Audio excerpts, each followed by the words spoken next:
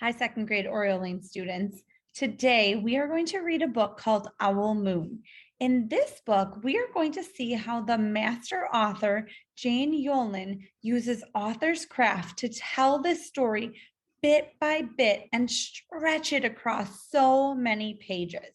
So this book is called Owl Moon by Jane Yolen, illustrated by John Schoenherr.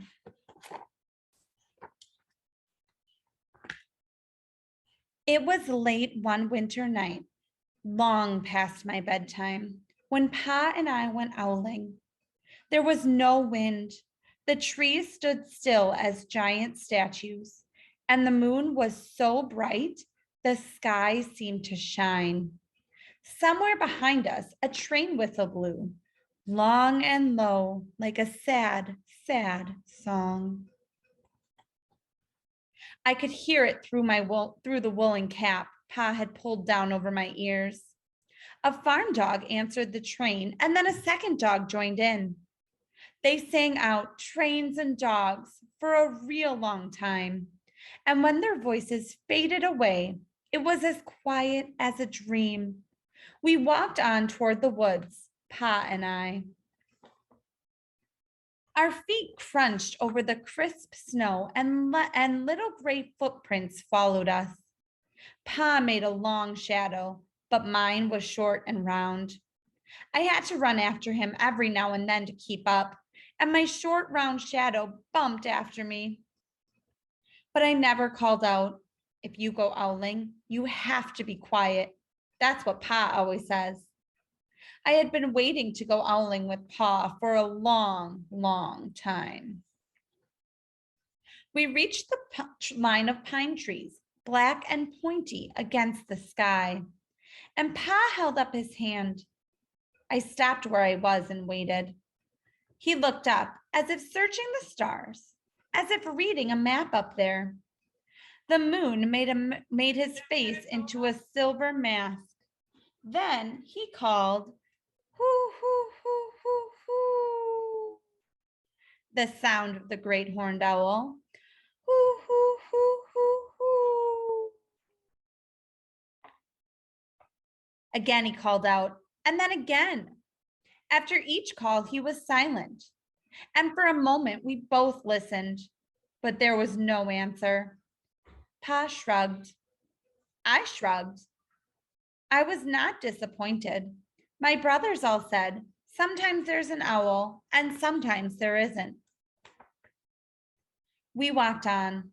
I could feel the cold, as if someone's icy hand was palm down on my back.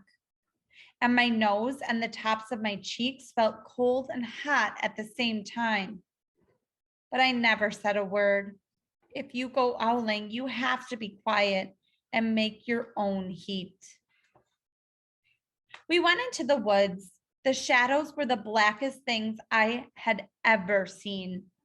They stained the white snow. My mouth felt furry, for the scarf over it was wet and warm.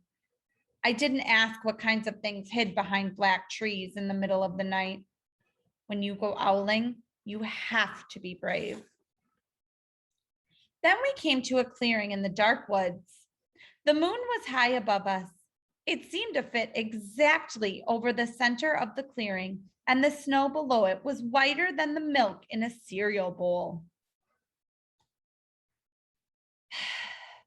I sighed, and Pa held up his hand at the sound. I put my mittens over the scarf, over my mouth, and listened hard.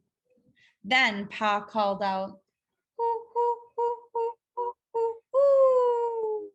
Hoo, hoo, hoo, hoo, hoo, hoo, hoo." I listened and looked so hard, my ears hurt and my eyes got cloudy with the cold. Pa raised his face to call out again, but before he could open his mouth, an echo came heading its way through the trees. Hoo, hoo, hoo, hoo, hoo. Pa almost smiled. Then he called back, "Hoo, hoo, hoo, hoo, hoo." Just as if he and the owl were talking about supper or about the woods or the moon or the cold. I took my mitten off the scarf off my mouth, and I almost smiled too. The owl's call came closer from high up in the trees on the edge of the meadow. Nothing in the meadow moved. All of a sudden, an owl shadow, part of the big tree shadow, lifted off and flew right over us. We watched silently with heat in our mouths, the heat of all those words we had not spoken. The shadow hooted again. Pa turned on his big flashlight and caught the owl just as it was landing on a branch. For 1 minute, 3 minutes, maybe even 100 minutes, we stared at each other. Then the owl pumped its great wings and lifted off the branch like a shadow without sound. It flew back into the forest. "Time to go home," Pa said to me. I knew then I could talk. I could even laugh out loud, but I was a shadow as we walked home. When you go owling, you don't need words or warm or anything but hope.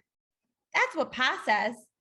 The kind of hope that flies on silent wings under a shining owl moon.